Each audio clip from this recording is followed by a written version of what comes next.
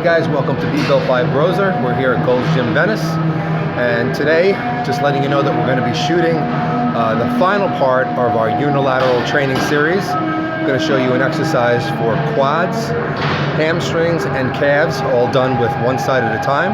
And then of course we'll finish up the show with Ask Merlin as usual. Hope you enjoy it.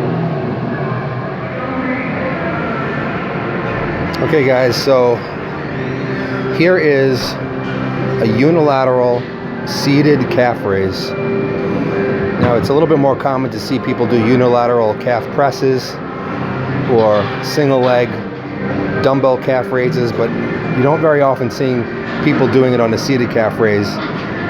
This is really an awesome exercise for people who need to build the outer portion of the calf.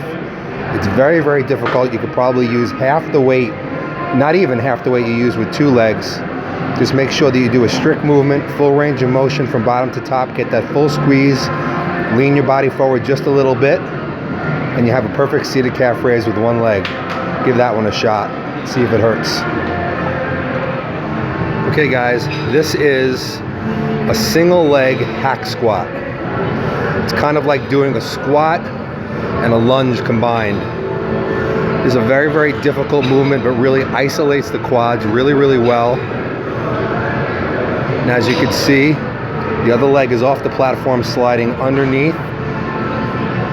This foot is just a little bit ways up the platform, but you can play with that a little bit to see what angle feels best for you. He's trying to push off the heel to activate the quad, and he's getting as low as he possibly can, whatever's comfortable for his knee. Very difficult movement, but definitely give this one a shot, especially if you're weak in the quads. Really great movement. Okay guys, so here is another great unilateral exercise. This one's for the hamstrings. Of course, many people use the standing single leg hamstring curl. Some people do these also on a lying leg curl, one leg at a time, but you don't see as many people doing it on a seated leg curl. You have to also make sure that your seated leg curl, if you have one, will allow you to do this full range of motion. This is a really great movement, especially for getting that squeeze at the bottom. We will use this a lot of times when we're looking to hypercontract the hamstrings and hold our reps for 3 to 4 seconds at the bottom. It gives a nice squeeze, almost like a concentration curl for the biceps. So as you can see, when he does it, he's coming all the way to the top, getting a full stretch, and he's squeezing all the way back as far as he can so he gets a full contraction in the hamstrings.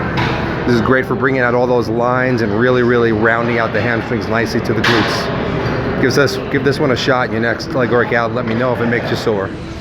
All right, Biggie, it's Ask Merlin Monday again, and I'm hoping you have some good questions. Yeah, we're actually doing it on Monday. That's right.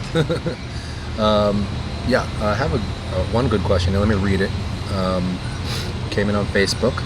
It says, I'm typically in a hurry and don't have much time to waste when I'm in the gym. What is adequate rest time between sets?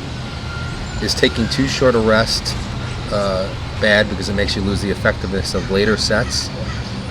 And conversely, does taking too long of a rest not make the training as effective? That's a good question. So yeah, it is a really good question. And the way I'll answer it is this. It really kind of depends on what your goals are. Because obviously, if you're taking very short rests between sets, you're not going to be fully restoring ATP, which means that you won't be as strong set to set. So you won't be able to use as much weight, or you won't be able to do as many reps. However, if you're training more quickly, then you will have the effect of perhaps burning more body fat. The workout will be a little bit more metabolic. Your heart rate will remain higher, your breathing will remain higher. So again, it depends on what you're looking to do. If you're somebody who is looking purely to build muscle mass, and that's the main goal, mass and strength, then this wouldn't be a good scenario, because you want to be taking enough time in between sets for your breathing to calm down completely, for you to be mentally ready to lift heavy weights for the next set, and of course for ATP to be fully restored. And this process takes at least 90 seconds to 2 minutes. And obviously, if you're using movements like squats, deadlifts, bent rows, that are very, they're compound movements, and they're using a lot of muscle groups, causing your breathing to go very high, you may need 3 or 4 minutes between sets. powerlifters have been known to use 8-10 minutes between sets. So it depends on your goals. But if you're, say, in contest preparation, or your main goal is burning body fat, then yes, going a little bit quicker between sets is actually could be a good thing. But you have to work with what you have. If you are in a hurry and this is the only thing that you can do, and you need to get in a specific workout, then you have to do what you have to do and make the best of it. We don't all have 3 hours to do a workout. Some people do it on their lunch hour. Some people do it, right after work at night or right before work, and they only have 45 minutes. So you got to do what you got to do. So, based on your question, really neither is really bad or good. It really depends on your goals, but overall, just do what you got to do to get the best workout you possibly can. Adjust the weights as necessary so you can keep the reps in the range that you need to. And as long as you do that, you should have a great workout, and it can be effective no matter whether you rest in a little bit longer between sets or a little bit less. That's it. And then we have a plane flying overhead. I know. So I was trying to speak closer. I was gonna ask you, wouldn't you say that this is actually really the main difference between an off-season workout or a mass gaining workout versus a pre-contest workout? People always say when they get into bodybuilding, well, if you want to lean out, do 12 to 15 reps, and if you want to put on mass, do the 6 to 8 reps. That's really the answer, what you just gave. Really, the time of rest in between sets is a lot more to do with what kind of either preparation for a contest or off-season. Yeah, right? I mean, really, that's true, because there is a myth in training. They think that, like you said, reps should be high when you're cutting and low when you're building mass. That has nothing to do with it. The goal when you're getting ready for competition, almost no matter what the division is, you still want to hold and maintain the muscle mass that you've built. And the way that you do that is still lifting pretty much the way you did in the off season in terms of repetition and intensity. But if you're using less rest between sets, keeping the heart rate moving, then obviously you can have a little bit more of a metabolic effect and a fat burning workout. So yes, you are correct. Yeah, boom. There you go. What else you got, Merlin? So I'm going to answer this question, although I think that what we're going to need to do is actually build a show around it and perform some of the exercises that are being asked about here, because I was asked by Jack Korn what specific exercises target more of the lower portion of the traps, the lower mid portion of traps, rather than right on top of the traps. And off the top of my head, there are movements that actually will hit the mid and lower traps.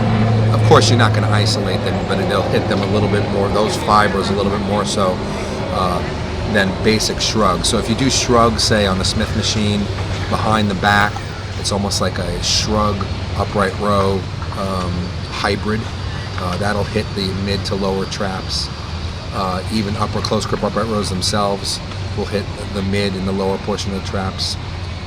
Lying down on an incline bench, face down on an incline bench, and doing shoulder blade retraction, squeezing them just at the top. We'll hit the mid traps. Yeah. There are other movements, sort of like pulling from a high pulley, a wide grip, pulling very high up onto the chest can hit the mid traps and that lower portion of the traps. And then I have a couple other ones that we do here often in our workouts. So I think it's a great question, and I think that I'm going to demonstrate some of these movements. Maybe we'll do it next week. Yeah, we'll do a whole show on this question because I think it's a good one.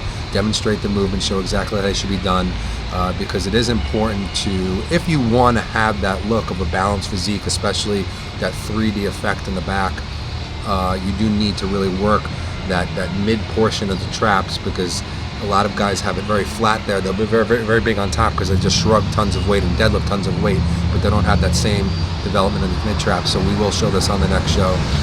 So great question. Yep.